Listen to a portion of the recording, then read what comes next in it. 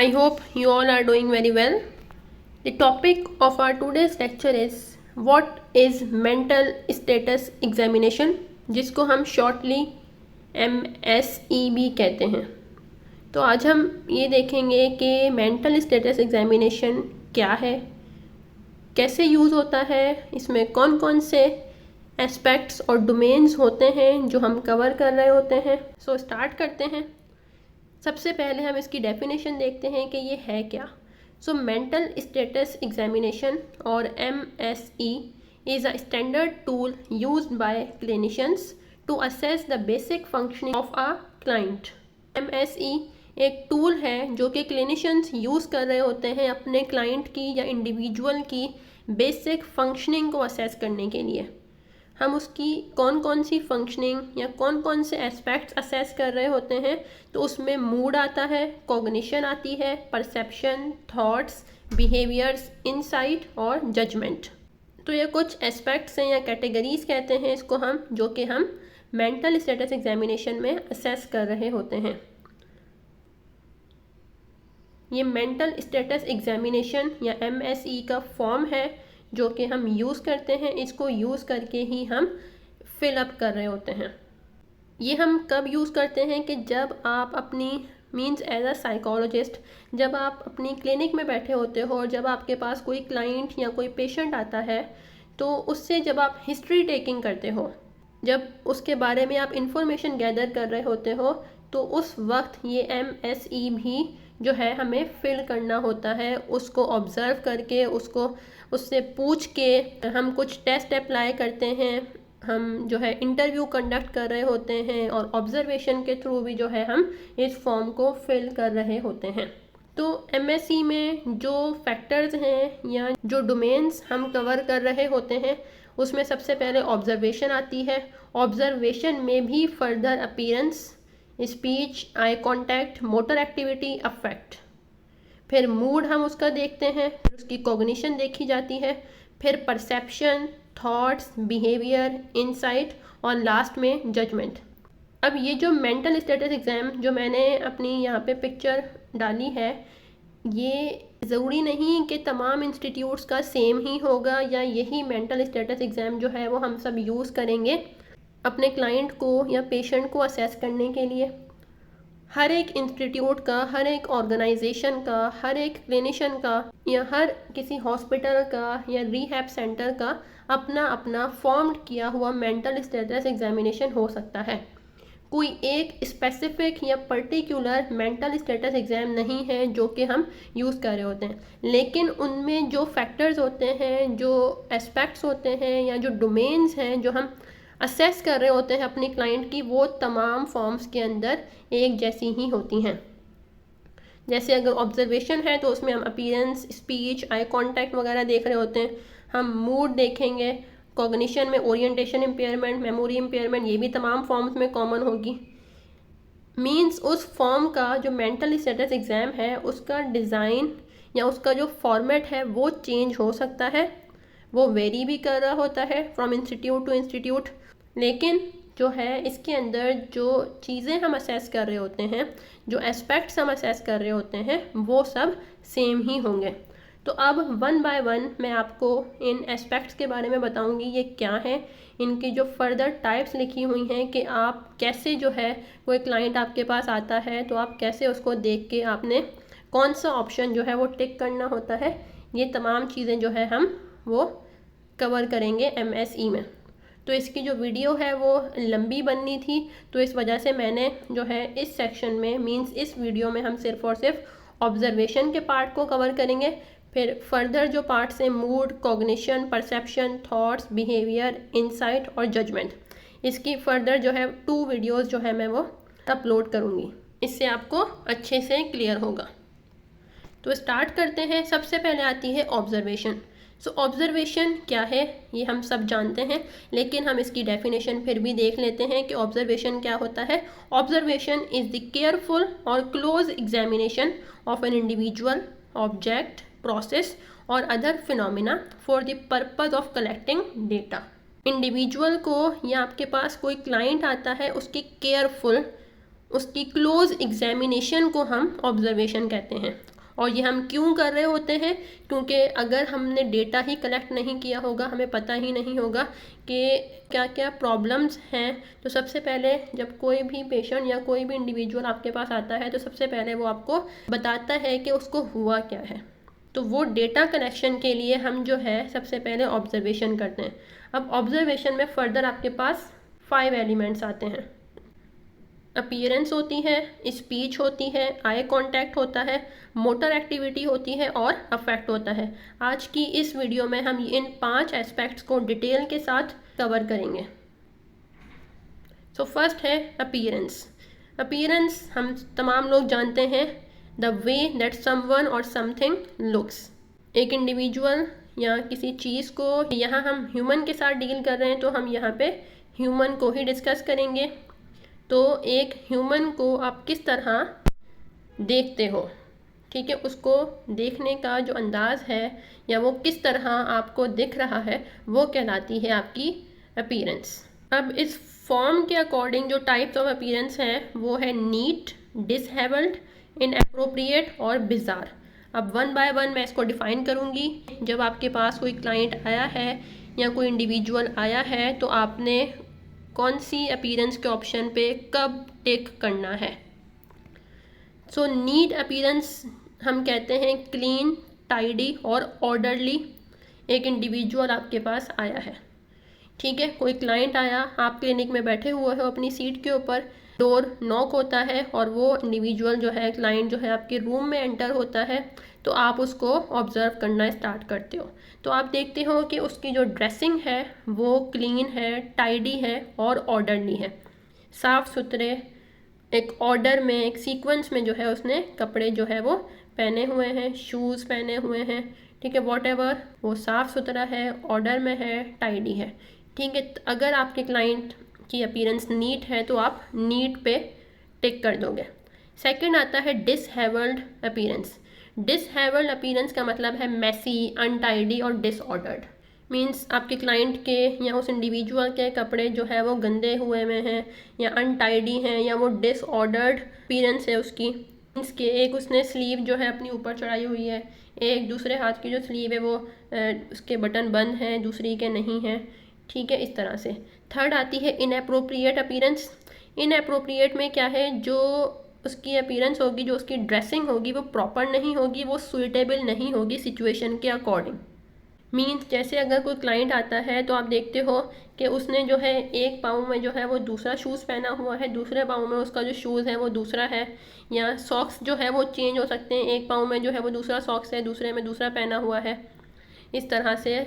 और उसके जो बाल हैं वो बने हुए नहीं हैं, इस तरह ऐसा लगेगा आपको कि जैसे बिल्कुल ऐसे ही जो है वो सोकर उठ के आ गया है। इसको हम कहेंगे इनएप्रोप्रिएट अपीयरेंस। फोर्थ पे आएगा बिजार अपीयरेंस। बिजार में आएगा स्ट्रेंज, ऑड और अनयूजुअल, ठीक है। मीन्स कि आपका जो क्लाइंट है, अगर कोई फीमेल क्लाइंट आई है तो उसने मेल ड्रेसिंग की हुई है, अगर कोई मेल क्लाइंट है तो उसने फीमेल ड्रेसिंग की हुई है। इसी तरह अगर समर सीज़न है और आपका जो क्लाइंट है उसने जैकेट पहनी हुई है, कैप पहना हुआ है, सॉक्स पहने हुए हैं, ग्लव्स पहने हुए हैं, मीन्स विंटर ड्रेसिंग की हुई है समर सीज़न में, तो इसको हम कहेंगे स्ट्रेंज अपीयरेंस, ऑड अपीयरेंस या बिजार अपीयरेंस। तो आप जो है इसको टिक कर दोगे। तो ये था अपीयरेंस के बारे में, जो कि हम खुद ऑब्जर्व कर रहे होते हैं जब क्लाइंट आपके रूम में एंटर होता है तब। सेकंड जो फैक्टर आता है वो है स्पीच।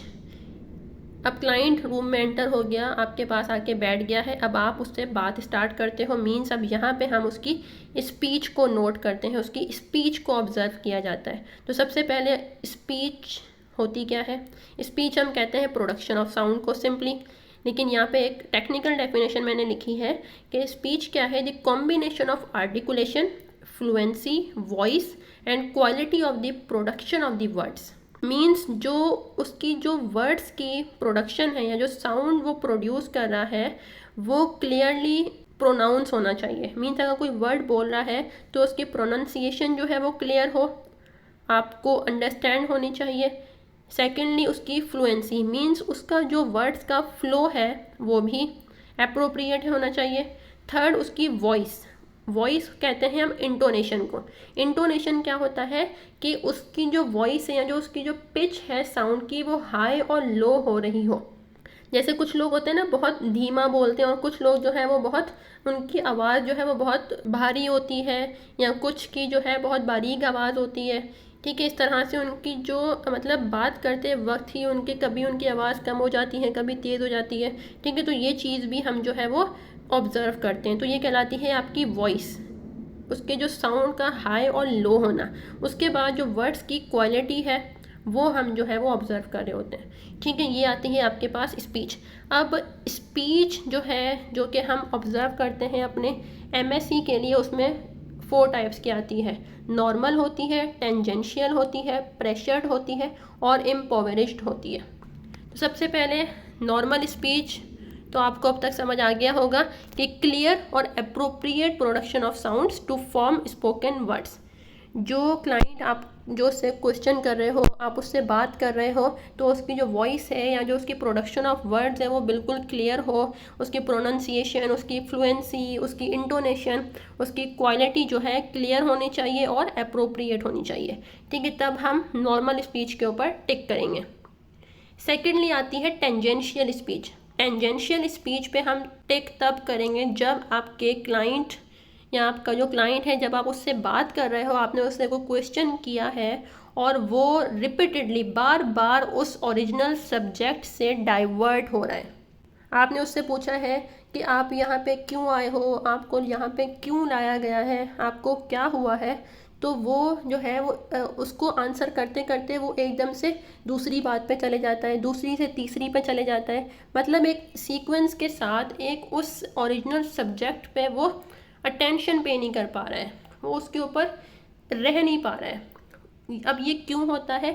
ये उसकी डिसऑर्गेनाइज्ड थॉट प्रोसेसेस की वजह से हो रहा है, या फिर उसकी diminished ability to focus attention, means वो उस चीज़ पे फोकस नहीं कर पा रहा है आपके क्वेश्चन के ऊपर, उसको वो सही से क्लियर नहीं हुआ, इस वजह से हो सकता है कि वो ओरिजिनल सब्जेक्ट से डाइवर्ट हो रहा है बार बार, या फिर उसके डिसऑर्गेनाइज्ड थॉट प्रोसेसेस हैं, मतलब उसकी जो थिंकिंग प्रोसेस है वो डिसऑर्गेनाइज्ड है।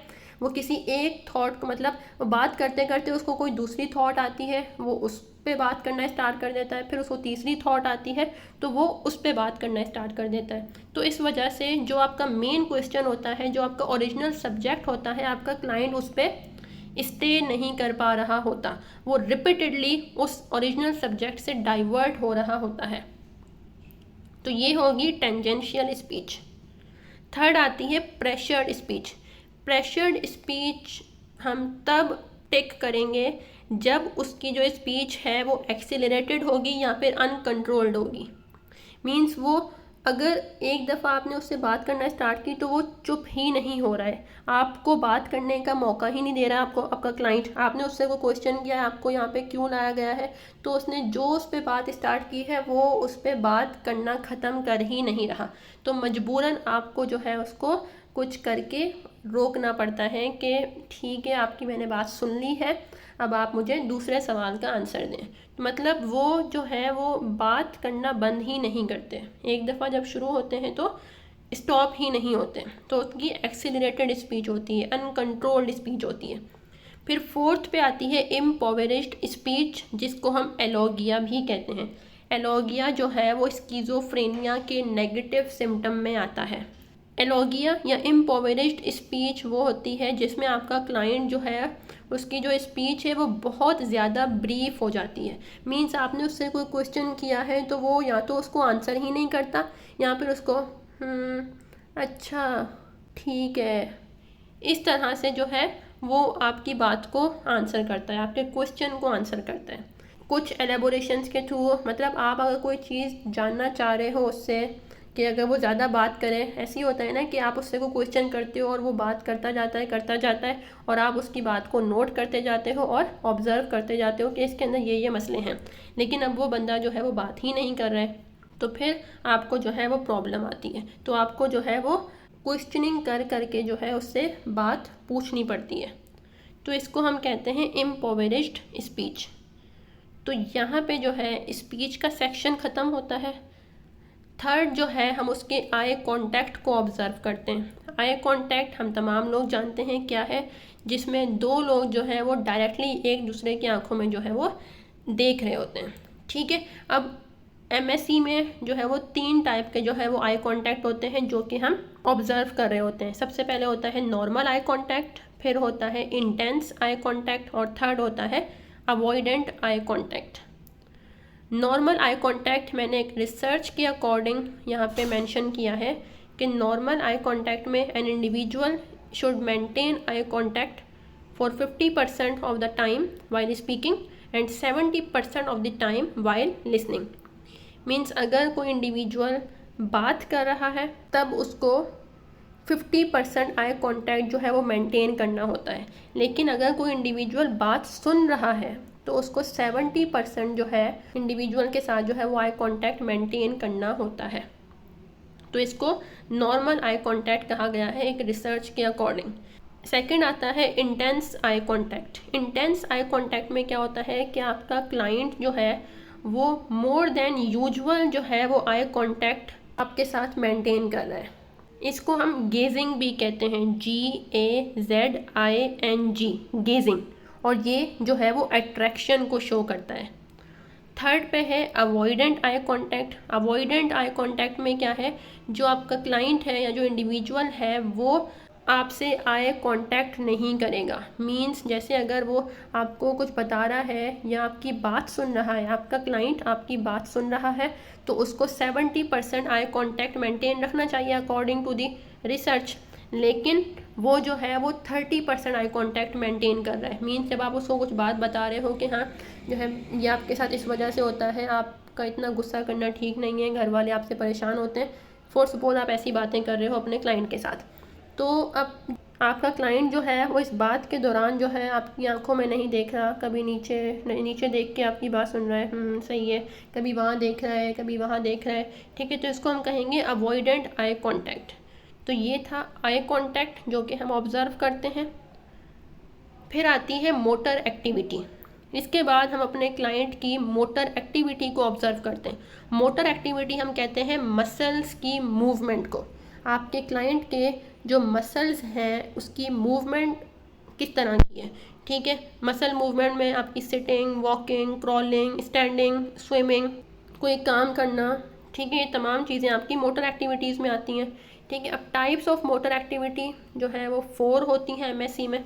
नॉर्मल होती है, रेस्टलेस होती है, टिक्स होती है और स्लोड होती है।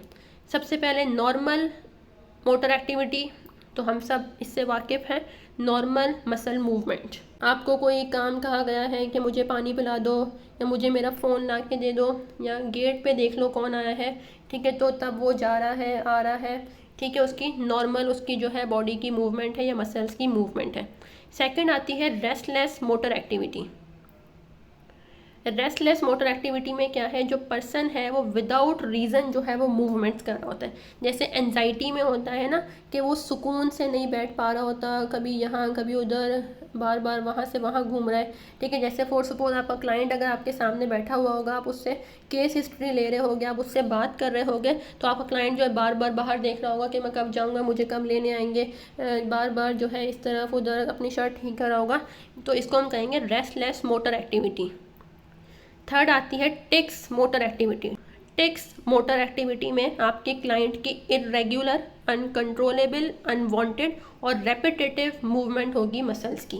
मींस जैसे कि वो जो है आपसे बात करते करते जो है उसकी आईज़ जो है बार बार ब्लिंक हो रही होंगी, बार बार वो स्माइल पास कर रहा होगा, ठीक है, उसके फेशियल गेस्चर जो हैं बार बार चेंज हो रहे होंगे।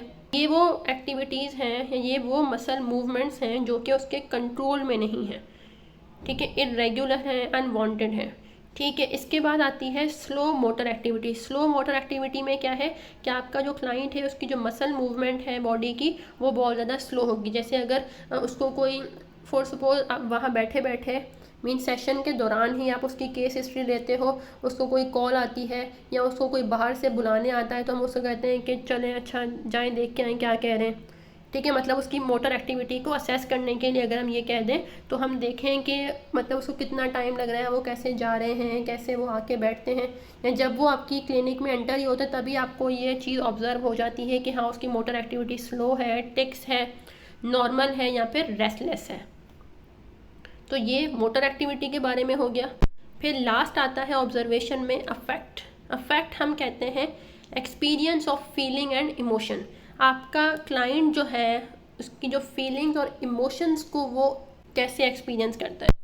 फीलिंग्स और इमोशंस एक्सपीरियंस करने को हम कहते हैं अफेक्ट। जैसे अगर कोई खुशी की खबर देते हो तब उसका इमोशनल रिस्पॉन्स या उसकी फीलिंग क्या होती है, कोई बैड न्यूज़ सुनता है तब उसका इमोशन कैसा होता है या कैसी फीलिंग होती है, ठीक है, इसको कहा जाएगा अफेक्ट। अब टाइप्स ऑफ अफेक्ट कौन कौन से होते हैं एमएससी में, वो सबसे पहले आता है full affect, constricted affect, flat affect, labile affect. अब फुल अफेक्ट जो है वो हम नॉर्मल अफेक्ट को कह रहे होते हैं। इसमें क्या है, emotional reactions changes in typical और expected ways. Means normally situations के अकॉर्डिंग जो इमोशंस एक इंडिविजुअल के होने चाहिए, जो इमोशंस जो फीलिंग्स आपके क्लाइंट की होनी चाहिए सिचुएशन के अकॉर्डिंग वो है। मीन्स जैसे अगर आप उसको कोई गुड न्यूज़ देते हो तो वो हैप्पी हो रहा है, आप उसको कोई बैड न्यूज़ दे रहे हो तो वो दुखी हो रहा है, या उसको कोई शाउट वगैरह कर रहा है बाहर तो फिर उसको गुस्सा आ रहा है कि ये क्यों हो रहा है, ठीक है। तो ये तमाम चीज़ें ये नॉर्मल एक्सप्रेशन हैं, ये इमोशनल रिएक्शन जो है वो सिचुएशन के अकॉर्डिंग जो है वो चेंज हो रहे हैं, तो इसको हम कहेंगे फुल अफेक्ट। सेकेंड आता है कॉन्स्ट्रिक्टेड अफेक्ट। कॉन्स्ट्रिक्टेड अफेक्ट में क्या होता है कि जो आपका क्लाइंट है उसके जो इमोशनल रिस्पॉन्स है उसकी इंटेंसिटी और उसका जो एक्सप्रेसिव वे है वो रेड्यूस होता है। मीन्स आप अपने क्लाइंट को कहते हो कि आपका जो है वो बम्पर प्राइस जो है वो निकला है, तो तब उसके इमोशंस कैसे होने चाहिए, मतलब उसको बहुत ज़्यादा खुश होना चाहिए। मीन्स उसको तो अगर जब ये उसको न्यूज़ मिली है तो उसको मतलब पूरे घर में जो है वो शोर कर दे, वो इस तरह से करके होना चाहिए, ठीक है। लेकिन जब उसको ये खबर मिलती है कि तुम्हारा बम्पर प्राइस जो है वो निकला है तो वो कहता है कि अच्छा, मीन्स जब उसको ये खबर मिलेगी कि मेरा जो है वो बम्पर प्राइस निकला है तो वो जो है उसके जो इमोशनल रिस्पॉन्स होगा ना उसकी इंटेंसिटी इतनी ज़्यादा नहीं होगी, मतलब वो इतना ज़्यादा खुश नहीं होगा, खुश होगा लेकिन इतना ज़्यादा नहीं, ठीक है। मैं जैसे कूदना शुरू नहीं कर देगा, एकदम घर में भागना शुरू नहीं कर देगा, ठीक है, जैसे कि नॉर्मली हम कर रहे होते हैं। इसके बाद थर्ड आता है फ्लैट अफेक्ट। फ्लैट अफेक्ट में जो है इमोशनल रिस्पॉन्स और फीलिंग जो है वो टोटली और नियरली जो है वो एब्सेंट होती है। मीन सिचुएशन के अकॉर्डिंग जो उसका इमोशनल रिस्पॉन्स होना चाहिए, जैसे उसको कोई खबर मिलती है कि तुम्हारे भाई का जो है वो एक्सीडेंट हो गया है, ठीक है, तो फिर उसका जो एक सैड सा इमोशनल रिस्पॉन्स होना चाहिए, है ऐसे कैसे हुआ, कहाँ पे है वो भी, ठीक है, इस तरह का होना चाहिए। लेकिन उसका कोई जो है रिस्पॉन्स नहीं होता है, ठीक है, मतलब उसको आप खबर दे दो, आप उसको ये बता दो तो वो कोई रिस्पॉन्स नहीं करता है, तो इसको हम कहते हैं फ्लैट अफेक्ट। फिर लास्ट आता है लेबाइल अफेक्ट। लेबाइल अफेक्ट में क्या है, सडनली शिफ्टिंग इमोशनल एक्सप्रेशन। उसके जो इमोशनल रिस्पॉन्सेज हैं वो सडनली जो है वो शिफ्ट हो रहे होते हैं। जैसे अगर वो किसी शादी में बैठा हुआ है, ठीक है, तो बैठे बैठे एकदम उसको गुस्सा आना शुरू हो जाएगा, एकदम वो खुश हो जाएगा, एकदम जो है वो रोना स्टार्ट कर देगा, एकदम वो दुखी हो जाएगा, ठीक है। उसका जो इमोशंस हैं या जो फीलिंग्स हैं ना वो शिफ्ट हो रही होती हैं, तो इसको हम कहेंगे लेबाइल अफेक्ट। तो यहाँ जो है हमारा ऑब्जर्वेशन का जो पार्ट है एमएससी का वो कंप्लीट होता है। मुझे उम्मीद है कि आपको ऑब्जर्वेशन क्लियर हुआ होगा। अगर अभी भी कोई आपको कोई क्वेश्चन वगैरह है तो आप मुझसे कमेंट सेक्शन में कर सकते हो। Thank you so much and अल्लाह हाफिज़।